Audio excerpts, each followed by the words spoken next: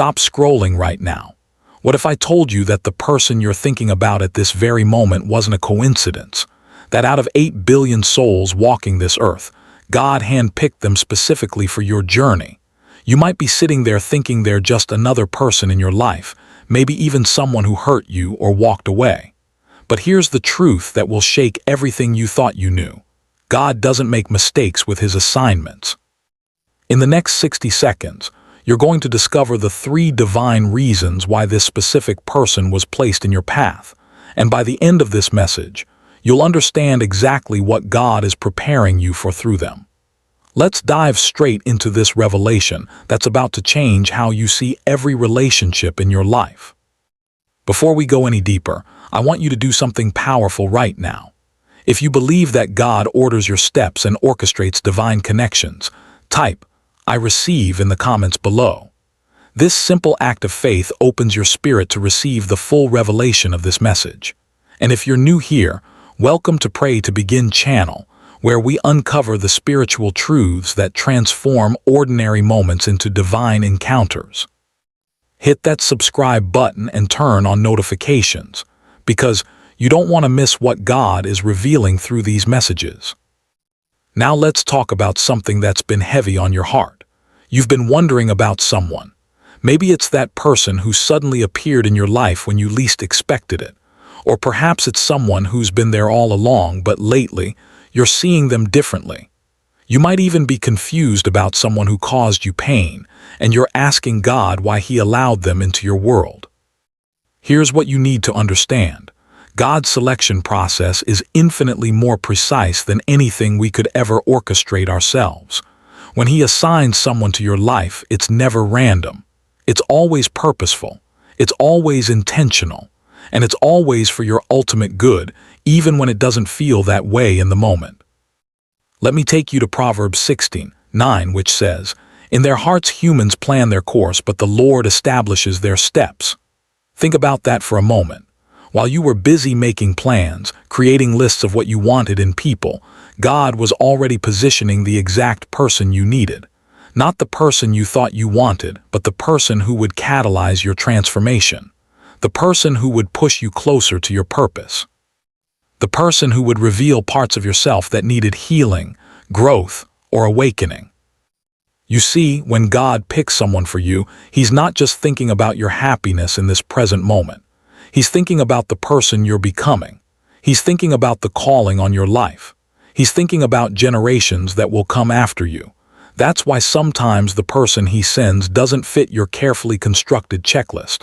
They challenge you instead of coddling you. They stretch you instead of shrinking to make you comfortable. They mirror back the areas where you need to grow, instead of pretending you're already perfect. Listen to what Ecclesiastes 4:9-10 reveals. 2 are better than 1 because they have a good return for their labor. If either of them falls down, one can help the other up. But pity anyone who falls and has no one to help them up.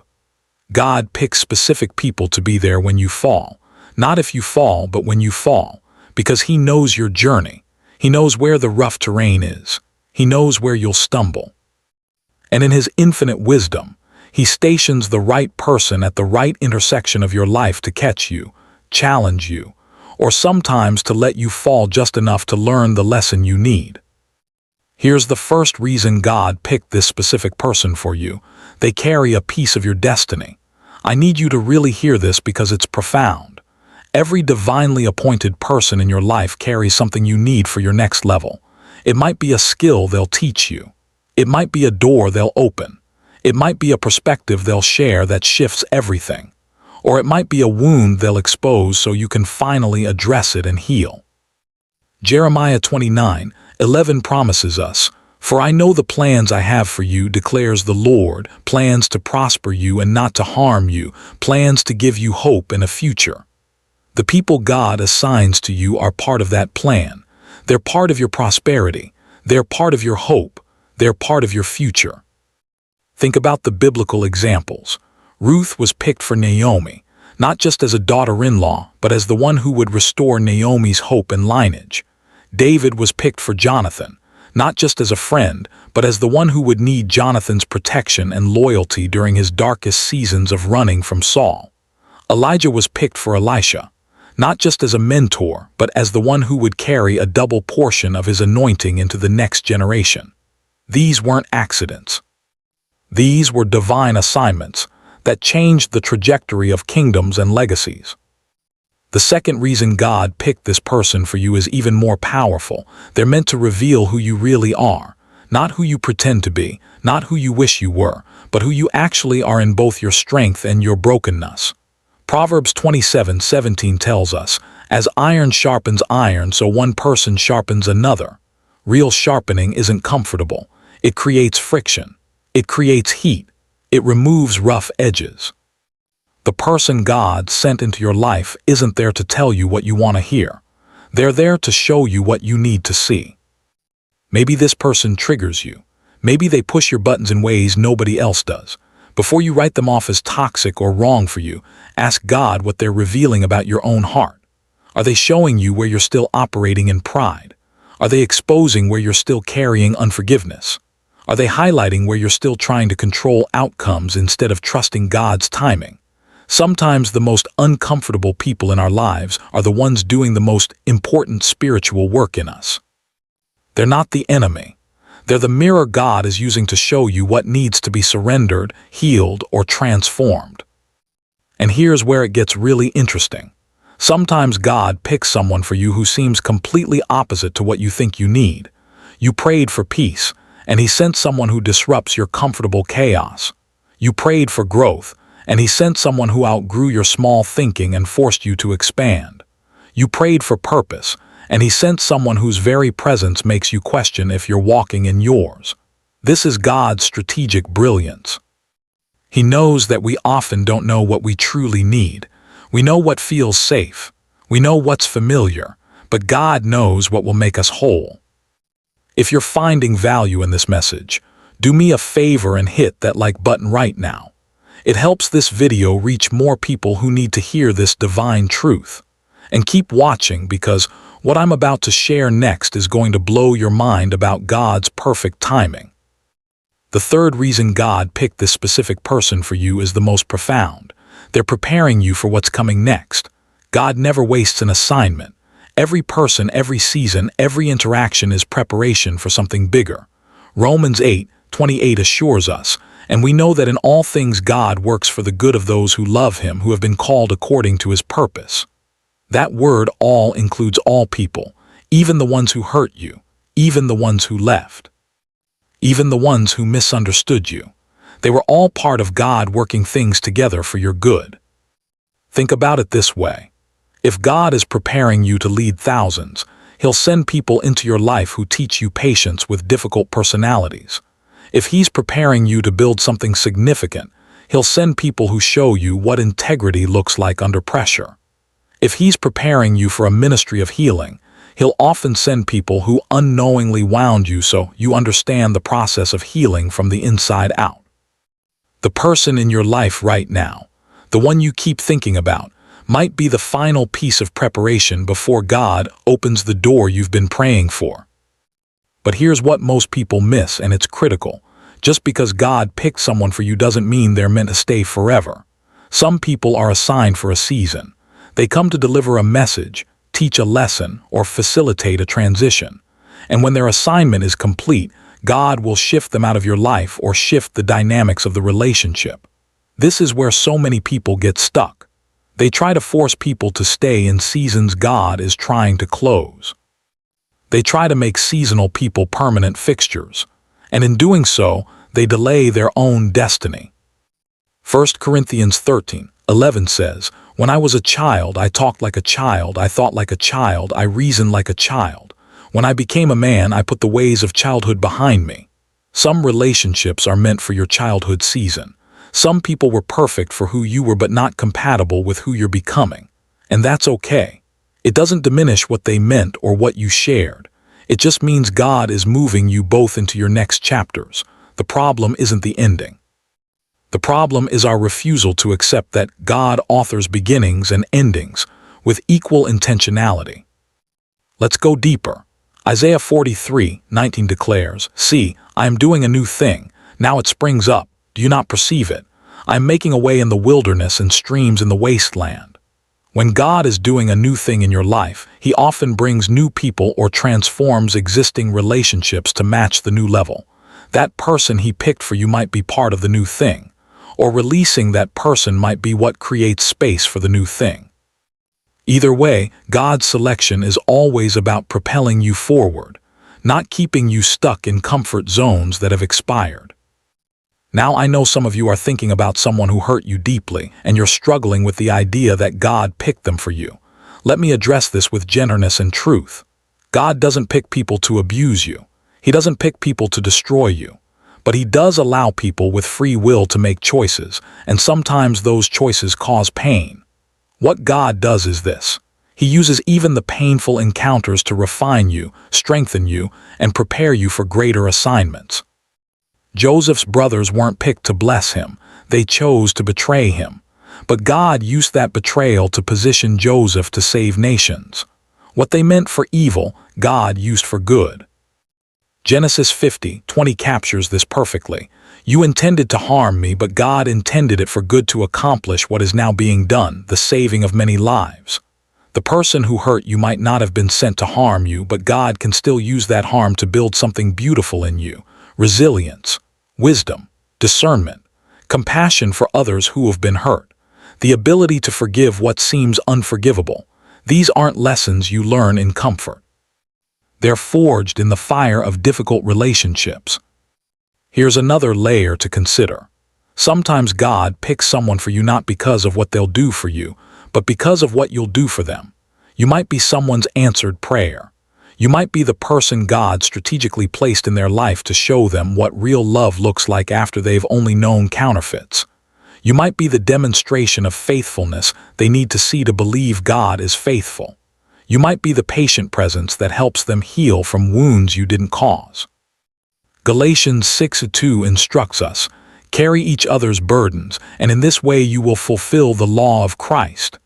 Sometimes you're picked to be a burden bearer, a way maker, a breakthrough catalyst in someone else's story. This is why you can't always judge a relationship by how it feels in the moment. Some of the most significant people in your life won't feel significant when they first arrive. They might feel like interruptions. They might feel like complications. They might challenge everything you thought you knew about yourself and God.